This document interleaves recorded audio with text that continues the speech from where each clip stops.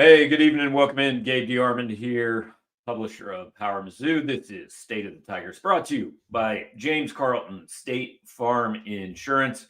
We will run James's information across the bottom of the screen throughout this show. If you are joining us live on YouTube, like, comment, subscribe, do all those things. Get in touch with James Carlton at carltoninsurance.net. 314-961-4800 is James's number. He wants to talk to you about insurance. He wants to talk to you about Mizzou NIL. He might want to talk to you about other things. Look, I'm going to address this right off the start.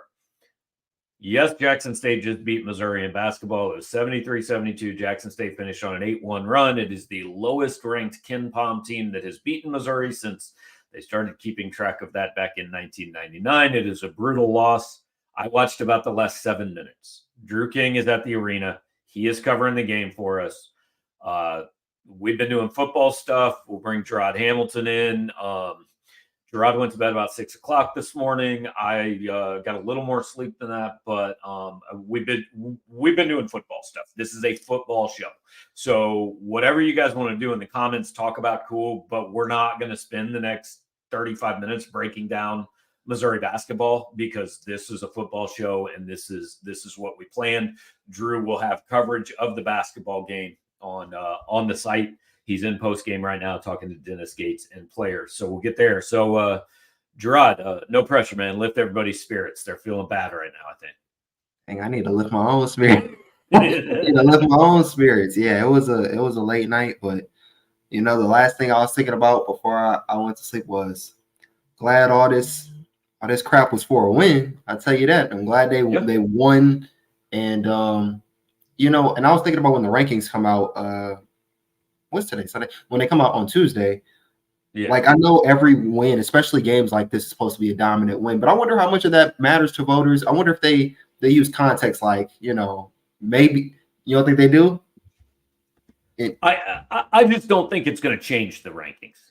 Well, yeah, I'm just saying more so of it's really hard to destroy every opponent. Even Georgia doesn't destroy every single opponent. Right. And how much does it say about, all right, Missouri, there's some times where they look bad, but they still pulled out the win versus the same team who beat Tennessee, which the rankings they were just 13th, a week ago. So I wonder how much of that stuff, plays a difference.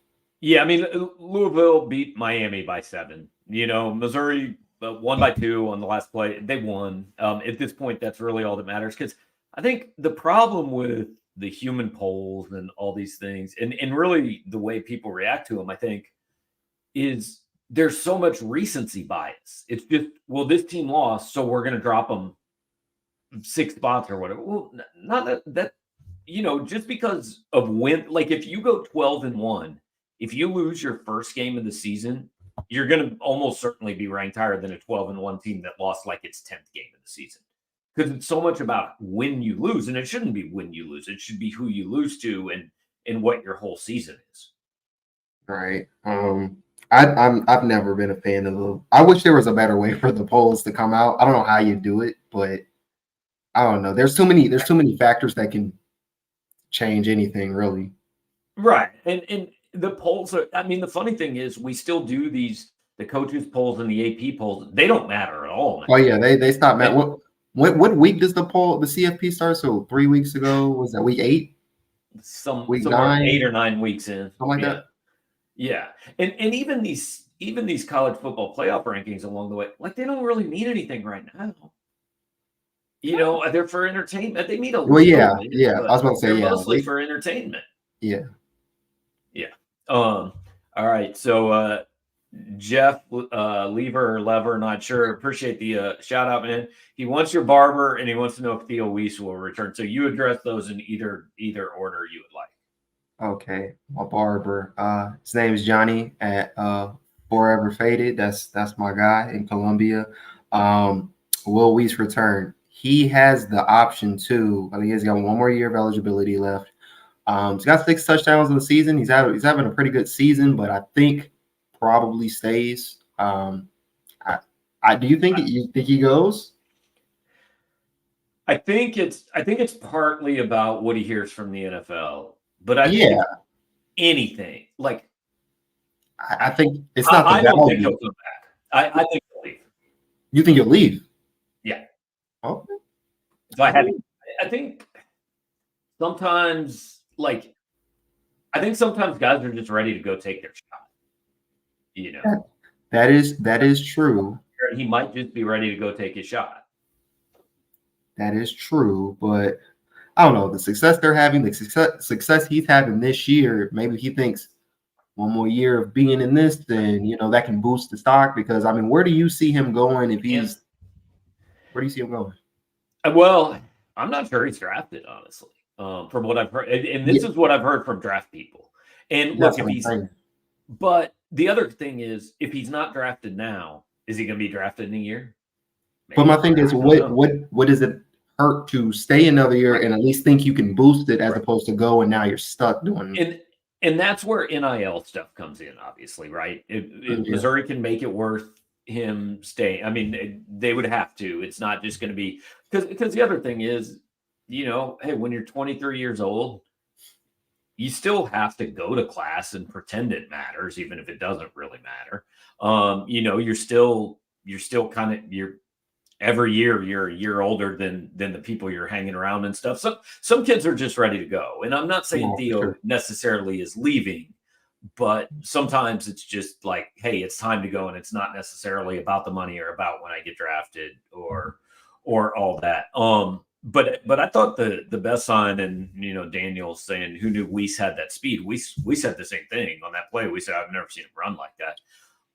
But I thought the biggest thing about that game was, Luther had the big game, but Theo had a huge play, and Mookie Cooper had a huge play, and Makai Miller had a huge play. Like, you can't just say we're going to take away Luther, and if we do that, it doesn't work. Right. And Brett Norfleet, by the way.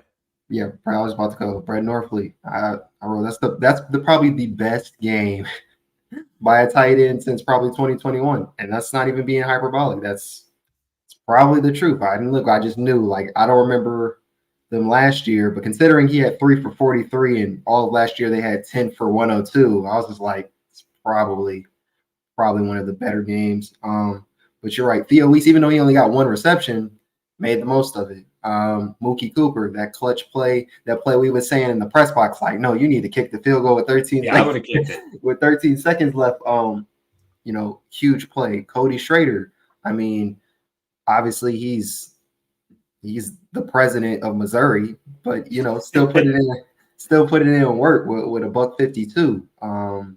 And Harrison Mevis, I know. Yeah.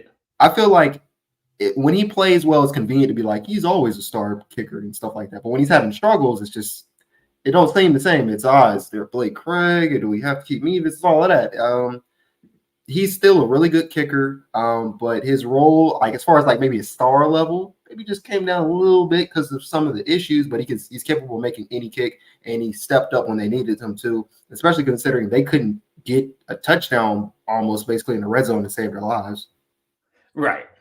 Yeah. So look, I feel like last night and today we wrote about a lot of the good stuff and the positives, and we should. I mean, they won a game. They're 9-2, all that.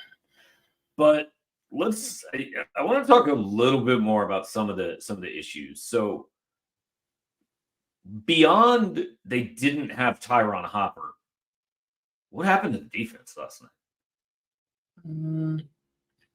Well, like Drink said, they weren't doing their run fits. I remember pointing out to you the odd front stuff. I want to say it was like the second quarter or maybe the end of the first or something like that. But I started peeping like, okay, this is what they're doing on third downs.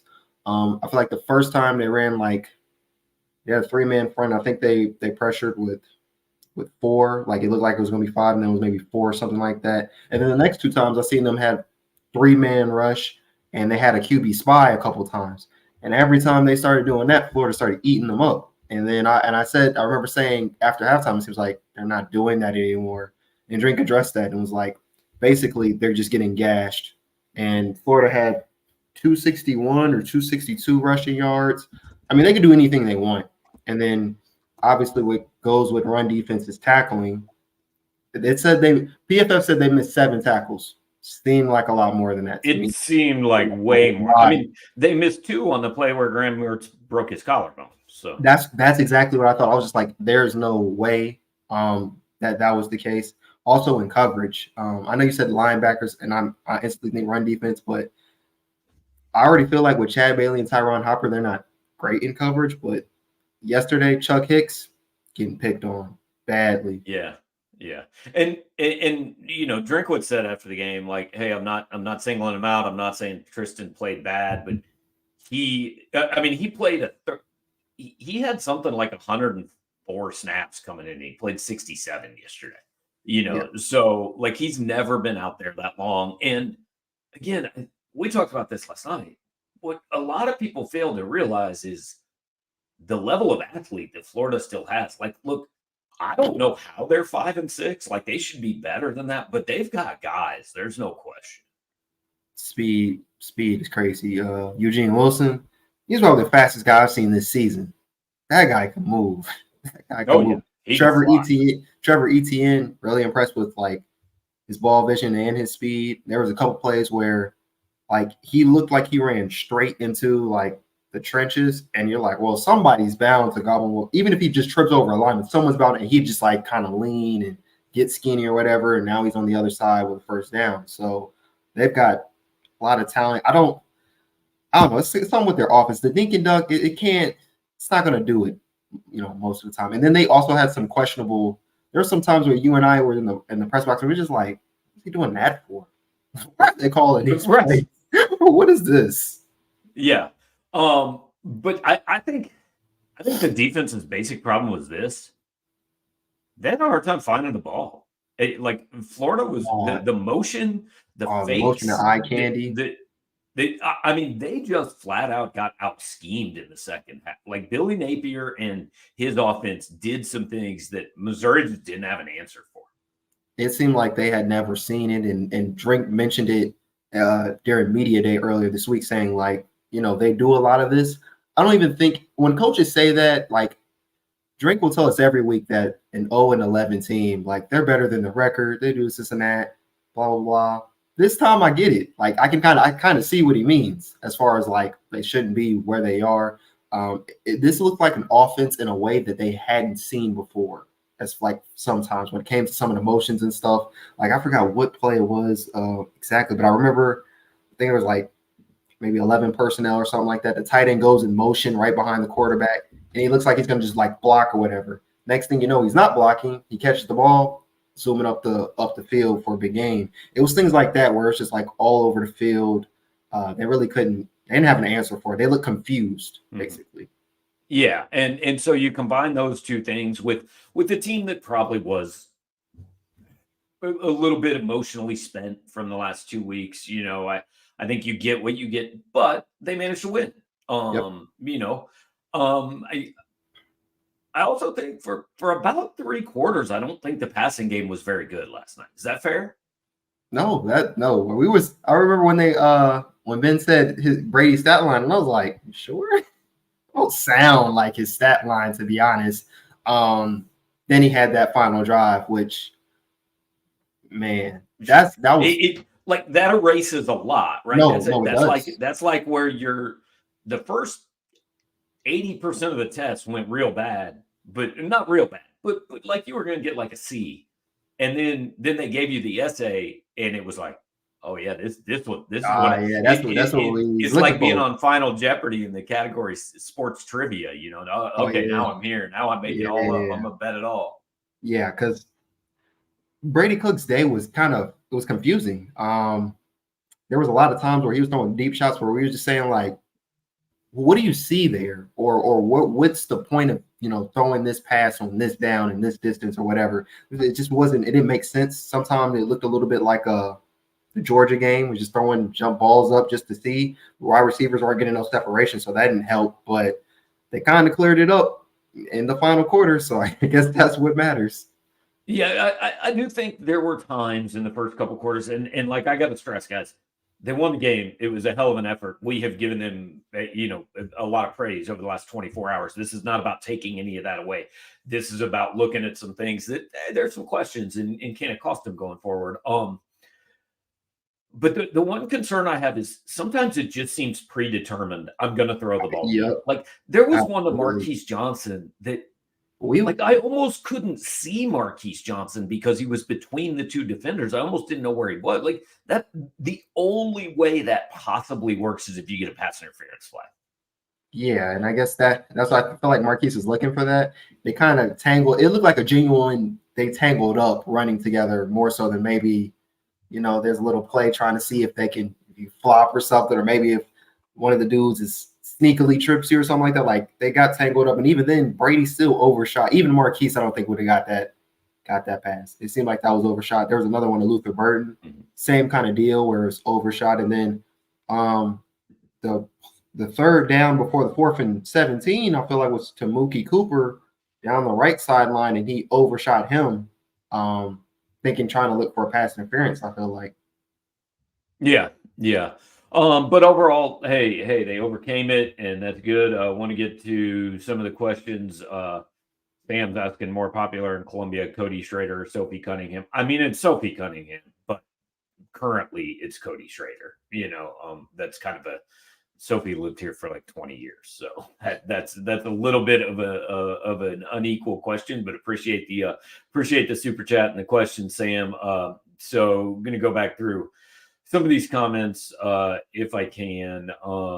Kyle is asking, when is the last time both basketball and football teams were legitimately good in the same season? I mean, basketball made the NCAA tournament, and football might go to a New Year's Six Bowl in the same calendar year. So, look, is basketball going to make the NCAA tournament right this year? As of today, I certainly wouldn't bet on it. No. So if you want to say in the same school year, I don't know. I'd have to think about it. It's probably been a minute, but like literally the last basketball season ended in the second round of the tournament with 25 wins, and this football season is going to go to a New Year's Six Bowl. So I would say it's been a pretty good run of 8 or 9 months. And again, like Missouri lost a basketball game today, and that sucked. But I just can't do the see, I told you so. It was time to go back to everything. They lost the damn basketball game. Like, I can't do it, man. I can't do the we got Mizzou and everything sucks again. And if that's where we're going, I'm out. Honestly, I'm done with it. Let's see. Gabe, we got to coach them up. See, usually when your team loses a game, they shouldn't. To me, I just like to think in my head that means they'll win a game that I thought maybe they would. Well, I think the problem is basketball won the game I thought they wouldn't on Thursday night when they came back from a 20-point deficit against a bad team. Well, people were saying Minnesota wasn't that good from what I heard. So I guess they were technically supposed to win that. They were supposed to win that game. So maybe down the line there's a game where you just like, I don't know, and they pull it out. Yeah, look, Dennis Gates has pulled some rabbits out of hats, but he's got work to do with this team. There's no question. Jeff is saying Mekhi Miller's looking healthy and clutch. Yeah, yep. He's come on the last 2 or 3 weeks, been a much bigger part of the passing game. Yeah, I think so last week it was either 2 receptions for 35 or it was 3 receptions for 35. I'm going to say 2 for 35. This week was 2 for 24. Big third down, and then he had that play to was that third down the one to get them in field goal range, or maybe that was just its own? No, it was its own third down, and then the next one was it was the pass to the 29-yard line, and then the next pass was down to Mookie. Yeah. No. He had 2 plays on that final drive. He had the first third down. It was 3rd and 8, and this is before Luther got his, and then he had that play right before Mookie. So 2 big plays. This is kind of why Drink said, in the middle of the season, like, this is a guy we need on third downs, because the way he runs his routes on those particular downs are just, he knows how to find separation in space, which again is something they kind of struggle with at times. Yeah. Jason wants to know, does Tyron Hopper play again this year? What do you think? This year. I was gonna say next year. I thought he was. Is he done next year? Yeah. He could come back, but okay. Does he play? Does he play this year? I'd say yes. I'll ask Drake, tomorrow. Like, I guess how bad is that sprain? Well, I'll tell you. Well, He couldn't. He tried to go on Saturday. He couldn't. He's getting better. We're gonna watch it. He'll be questionable. Oh, I know it's going to be questionable. I just want Yeah. to see if he's gonna say anything. I also think it's a little bit different if they're going to the Gasparilla Bowl or they're trying to get in. Right. But you know, New Year's Six Bowl, chance to get seen one more time in a big game. I can see why someone wants to come back to play that. So I think I'd say yes. I think he would. I think he'd probably be healthy and would play a big bowl game. And plus, that would be a month down the line, so he'd really Right. be. I feel like he'd be really rested up for that. So Yeah, I don't think he probably plays this week if I had to guess, but that is a complete guess. I have no information on that. Yeah. Sam says I had the same opinion prior to Saturday's game that Florida was a trap game and will blow the doors off Arkansas. So we talked a little bit last night. I kind of felt like Missouri might have gotten its trap game out of the way, and I expect to see a better effort on Friday against Arkansas. What do you think? I think so. I mean, like Drink said, like coming off of Georgia, then Tennessee, and Senior Day, a little bit, a lot of emotion. But it's something about getting punched in the mouth a little bit, especially by somebody you didn't think could really fight you. It kind of makes you think, like, all right, hold on, let's kind of reset and make sure we don't lose here, and they didn't. But now when you face a team that's worse than them, you're definitely like, all right, now definitely not you. And especially because the Battle Line Trophy will be on the line as well. It's another incentive they're going to play for. I doubt he's going to say anything about the Bulls. It's just going to be, we want the trophy again and all that stuff. So I think it'll be better this week. Yeah, I think they'll play better. I think they got a little bit of a wake up call last night. But look, Florida has some dudes. That was a little bit about Florida. Do you think it was Hopper's skill, experience, or leadership that was missed? No, it was his ability as a linebacker that was missed. I think they just they just weren't as good at that position. It was his speed and his.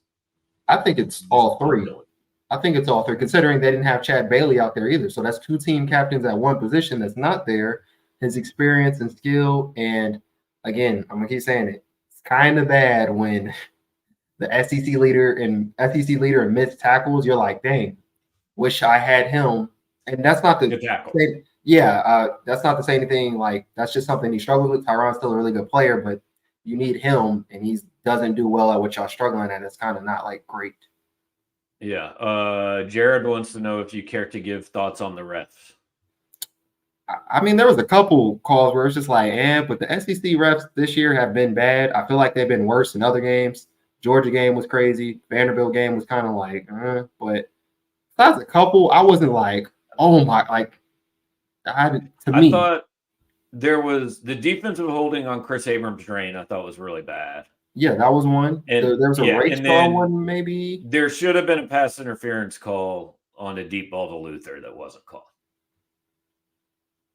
It wasn't called? It was deep down the sideline, and they didn't call it. It was the very next series, and they didn't call it. Oh, I know what you're talking about. Yeah. Those were the two that stuck out to me. But look, I'll be honest, guys. I just, like, if you go into a game looking for calls that explain, if you go into a game trying to pick out a call that's going to change the game, you'll find them. Like, they miss calls. They absolutely. There's a penalty on every play. Yeah, and so if you you can convince yourself, hey, that hold they didn't call in the second quarter really changed the game. I mean, really, it probably did. Sometimes it does, but probably it didn't. And again, every now and then officials change the outcome of a game. But I just, here's why we rarely talk about refs. Because sometimes you have to. Like the Kentucky game last year, you can't avoid it. Right? You've got to talk about it. But the reason we mostly avoid it is because I promise you, every team that loses, their fans think it's the officiating. Auburn lost 31-10 to New Mexico State yesterday. And the first comment I saw when I went on our Auburn board is that the refs had clearly rigged the game in the first half. Like it's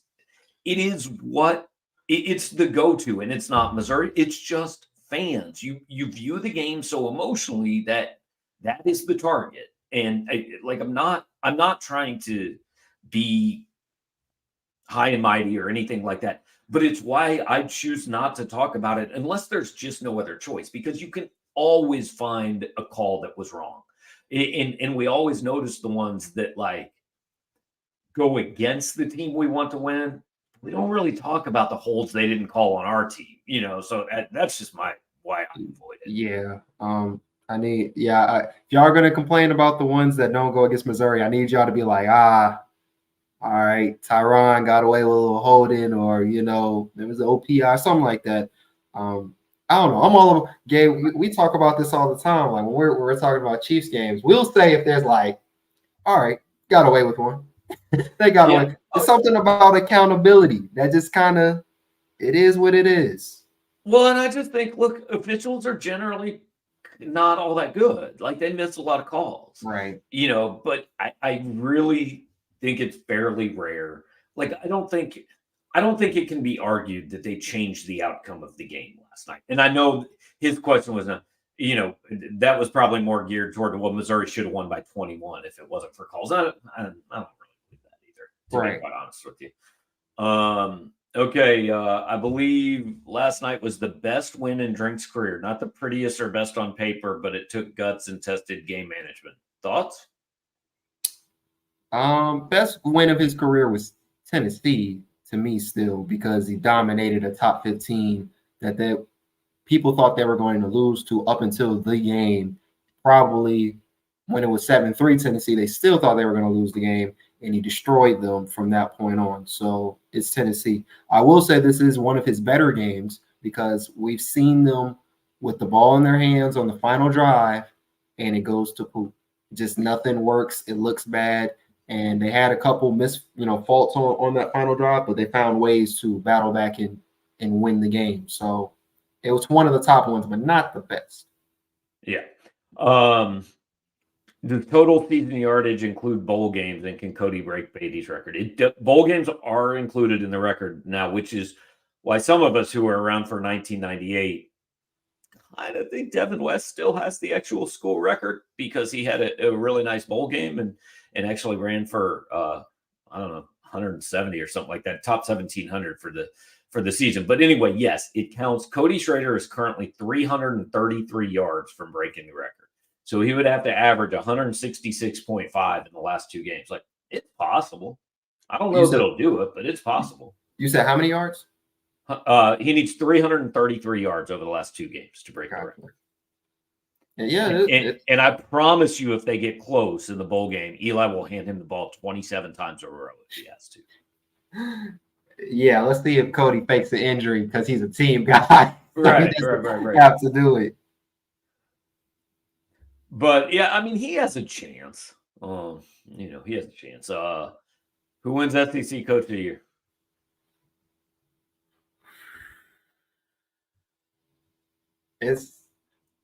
I don't know. To be honest, I can definitely still see Drink being third in this.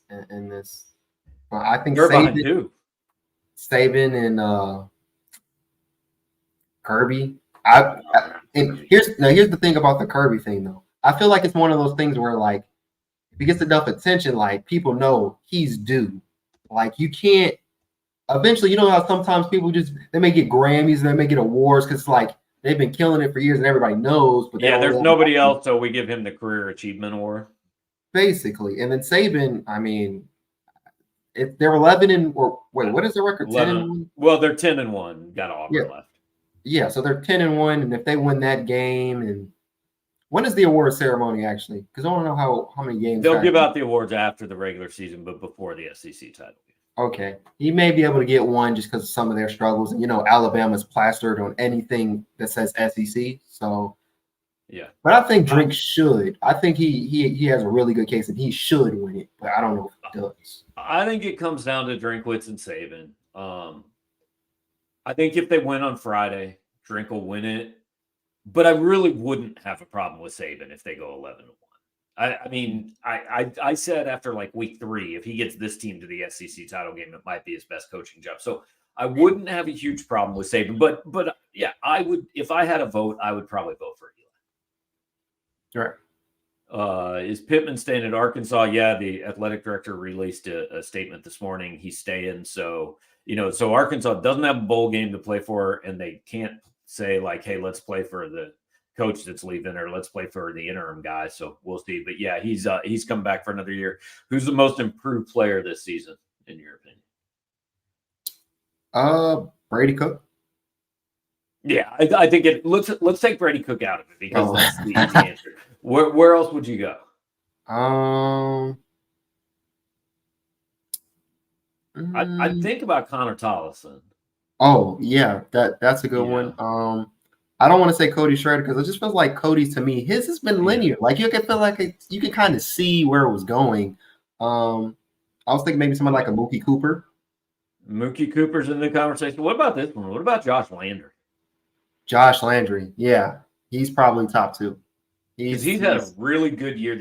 We've noticed him a lot this year. Yeah, I don't know if the defensive tackle rotations are they're not weird, but because they all basically play the same amount of snaps, it doesn't really matter if he starts. But I feel like he definitely earned a few starts in the middle of the season. I feel like, and probably still is, but he's definitely been like big time guy. And last year, I think he was like 5th on the depth chart or 3rd. Yeah, like I think that's right. He was the 5th defensive tackle. Yeah, so for him to go from there to up here, and this hasn't been something that just kind of happened during the games. Drake was talking about this in fall camp, how he looked like the best defensive lineman at times. So, yeah, Josh Landry is pretty good. All right, we're going to take a couple more and kind of wrap things up. Not sure if this defense can stop a passing team if we pair up with a Pac-12 team in a New Year's Six Bowl. Might prefer to have an Iowa or a Penn State for more of a run attack. Thoughts? Well, look, if your goal is just win, you want to play somebody you can beat in the bowl game, then yeah, probably you want to go to the Citrus Bowl and play Iowa because I think you'll win that game. My goal when I look at a bowl game is I want a new matchup that I don't see a lot. And I want a team that there's upside to beating. Like if you go beat Iowa, people are just going to say, cool, so you beat a team that scores 6 points a game. That's fine. But if you go beat Washington or even Penn State or, Florida State falls out of the playoff or something, like you get something out of that. There's a benefit to it. And if you go to the Fiesta Bowl and Washington or Oregon beats you, so be it. Like I'm there for the matchup and the big time game. My goal in a bowl game is never I want to play somebody that it's a guaranteed victory. Guaranteed victories bore the hell out of me. I want an interesting game. I get that. I will say though, a Penn State versus a Penn State game, like versus Penn State, that's not the same as versus Iowa. Like I can live with that match. No, I agree with that. Yeah, that's a pretty decent match. I will say though, as far as facing Washington or Oregon, this is actually a thought I had yesterday. I feel like you said either I read somewhere you said something like Missouri, Washington, Fiesta Bowl. Maybe you said that in the press box. Or something. Yeah, that was just kind of my guess last week. And I was just thinking like, that passing attack. Their passing attacks over there in the Northwest is a lot different than in the Southeast. Oh, yeah. That would be a problem for sure. And I think Missouri has the best cornerback duo in the country. But there's a lot of other players on the field who have to play, pass coverage that you can't, bank on to be as good as them. So it would be tough. And Michael Penix is like he's the real deal, and he's got some receivers, and Bo Nix is having a hell of a year. Like it would be fun. Yeah. Like that would be, those teams would score. There's no question. Missouri would win that game 10-7. So I think it'd be a lot of fun. All right, let's finish with this one. Ryan wants to know why didn't Drink go for 2 on the last 2 touchdowns? So let me go back to the box score real quick. Yeah, I'm trying to think I think they were up. So touchdown. Tell me the situation. So they had a touchdown in the third quarter. I think there's 8:53 left. So how many points is that? So put them up 5, I think. Right, put them up like. Yeah, because I remember we was having this conversation in the press box, and then early in the fourth quarter they had a touchdown. That was Theo Weiss's 77-yard touchdown. So what was the score after that? 30 to 20 or 29-21 or something like that? I'm trying to 33. Yeah, so it was 28-30 or 20. It would have been because I think that's when they took the. Oh, that was 30 to 29. 30 to 21. I mean, 30 right. So on the first one, the reason they didn't go for 2, in my opinion, is you don't go chasing points with 8:53 left in the third quarter. Like, Right. he knows there's going to be more scores. And if you go for 2 and don't get it, like, there's just as good a chance down the road that, like, all of a sudden you find yourself that, hey, if you just would have kicked the extra point, you'd be tied, but you went for 2 and now you're behind or something like that. Right. And the reason he didn't go for 2 on the Weiss touchdown is real simple. At 29-21, you kick the extra point and make it a 2-possession game. Because if you go for 2 and don't get it, they can tie you with the touch. It's a 2-possession game. So I think he 100% made the right call on both of them. Yeah, I definitely agree with the third quarter one. There's no need to chase points. Sometimes I feel like we get away, thinking this is Madden too much in real life. Right, just go for 2 every time. We don't need to chase points. If that was me, and then the last one, kind of, you don't. I mean, you got to make it a 2-possession game. Yeah, and going for 2, then what is that? So that it would have made it 10 instead of 9. But at that point, also, Drink told us in the post game, like, I thought the game was kind of done. I thought we was cool, so I didn't think I needed to do stuff like that. Is what he was basically saying. Yeah, but yeah, also you make it a 2-score game anytime you can. So, all right, T-Rise, appreciate the super chat, man, and thanks for hanging out, guys. We had 500 people on at midnight last night. Got up over 100 here tonight. Moved it up a day because this week is just a little bit compacted again. Drew is over at basketball. He's got your coverage on the site. I know that I am. People are very angry at me that I've previously said Dennis Gates is a good coach, and expressed faith that he is still a good coach. So, that's all right. It was a bad night for him. But appreciate you guys hanging out. Want to remind you again, this is always brought to you by James Carlton, our friend at State Farm Insurance in Webster Groves. I'll be on the radio with James tomorrow morning and on Tim McKernan's show. But you can check out his website at carltoninsurance.net. You can get a hold of him at 314-961-4800. He's on Facebook as well at Carlton Insurance. So get in touch with James, see what he can do for you insurance-wise, what you can do for him, helping out Mizzou NIL. You get a quote. He's going to make some contributions to that for you. You guys probably feel like they need some basketball players, so maybe it would help out there. Hit the like button, subscribe, share, do all those things. Brian, appreciate the super chat on the way out the door, man. Thank you guys. We will we'll be back. I think we're gonna have an Arkansas preview show Wednesday, and then we're gonna do our best to take Thursday off. So anything else? I missed anything, Jarod? No, I think we expect to, again, everything's going to be moved up a day is what our expectation is. So all the stuff that's Tuesday, we're going to do it tomorrow. And then media day tomorrow, yeah. Yeah, and then there may be a little switch in as far as how I do my articles this week, 4 down territory maybe later in the week. But yeah, you'll get everything. It's just a little bit mixed up this week. Yep. So, all right, guys. Appreciate it. Thanks. Like, subscribe, comment. Tell us we're awesome. Appreciate it.